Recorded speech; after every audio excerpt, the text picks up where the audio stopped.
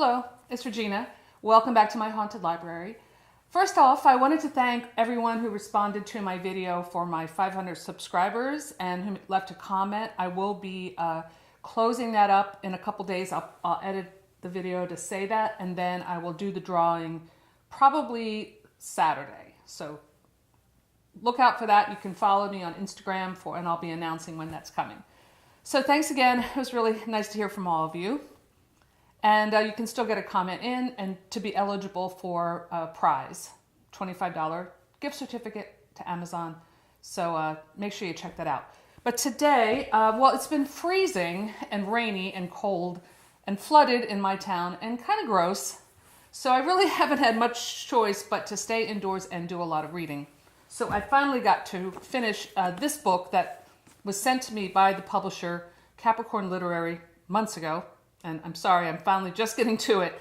They sent me another book called Disturb Not the Dream, which I liked a lot. And I like this one too. So I'm doing a review for this book today. This is by Alan Lee Harris, and this is a reissue. The book was originally published in 1994, and it has been reissued just in this past year by Capricorn Literary. They have a whole bunch of books that from like the 80s, like 80s horror classics, horror paperbacks that they're reissuing.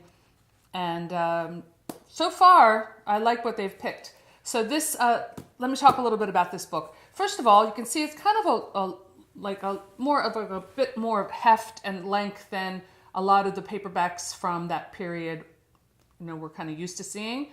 So that was interesting. I think that's probably why it took me so long to pick it up. As I've said on my channel before, I have a really hard time DNFing a book. I never do it once I get in, so I was like, I wanted to be committed to it. So I took about a week to finish this. So I actually have another book by this author that I just got on eBay. When I was about halfway through this book, I was very impressed with a lot of this writer's intelligence, style, just the way he kind of came up with these different scenes, that I was curious about his other work. So I did a little search and I found this. This is called Deliver Us from Evil. Kind of has a cool cover with this embossed weird face and hands coming out of it looks like some lake or some sort. I have no idea what this is about. I just, like I said, it just came in the mail today. So I thought I would show that to you. I will check this book out. I don't know if I'll get to reading it right away, but I'm curious about this writer now because I was impressed with this book. So let me back up a little bit and talk about the premise. So Let There Be Dark by Alan Lee Harris, and this is just the blurb from the book. Don't think about it, don't talk about it. And if you feel a prickling on the back of your neck, don't turn around. That's really good advice, because what this thing is, it's kind of like a, well, I'll read on. Mark Hardison doesn't believe in the shadow stealer, an evil spirit that could steal a person's shadow and demand they sacrifice pieces of themselves. And that doesn't mean like metaphorically, it literally means like pieces, like your hand, your eyes. It was just a local boogeyman, a gruesome campfire yarn to frighten youngsters, not something that adults took seriously. The Shadow Stealer is Matt's new novel, a bestseller featuring the creepy legend that frightened him as a child. However, Matt has forgotten one very important thing about the Shadow Stealer. It can only claim your shadow if you believe in it. And his new book has just created thousands of believers. So it starts off with this premise of this old kind of urban myth, kind of like a Candyman legend. The Shadow Stealer is introduced to these two young boys, Matt and Tommy, who are kids about 12 years old living in this small rural community in Georgia. And they hear from Matt's Aunt Hester, old Aunt Hester in the attic on her rocking chair, kind of going like this. She tells them about this tale of the Shadow Stealer, and it kind of comes through this old like carnival. There's a creepy carnival barker named Mr. Ephraim who has no legs and he kind of crawls around in the sawdust and tells the story about the Shadow Stealer, that if you turn around and if you believe in it and you turn around and you catch it trying to steal your shadow, it then kind of envelops you and takes over your mind, and you start to do its bidding. I thought the cover art was very good, whoever designed this, because it does really pick up on the descriptions in the book. It is this kind of vague, amorphous, kind of just the shadow, but it does describe like the one glowing eye, and then later the tentacles. It kind of has like almost like a blob kind of feel to it. So the story begins with Tommy and Matt. They're best friends.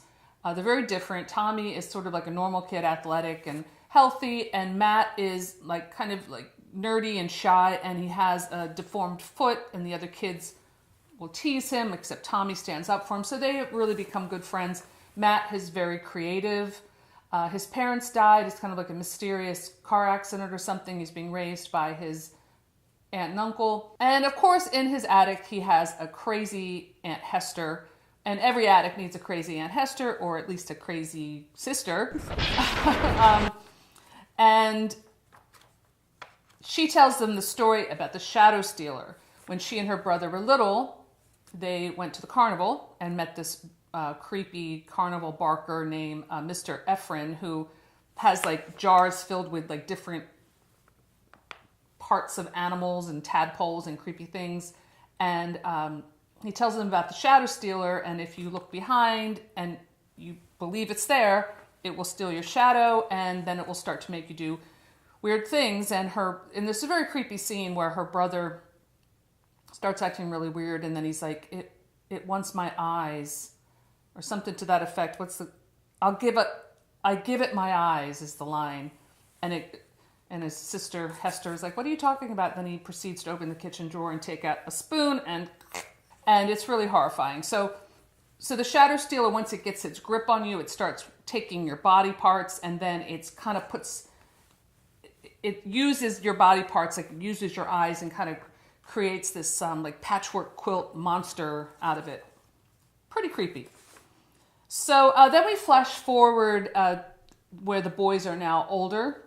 They're adults. They've all kind of gone on with their lives. Matt has written a book called The Shadow Stealer, based on this myth.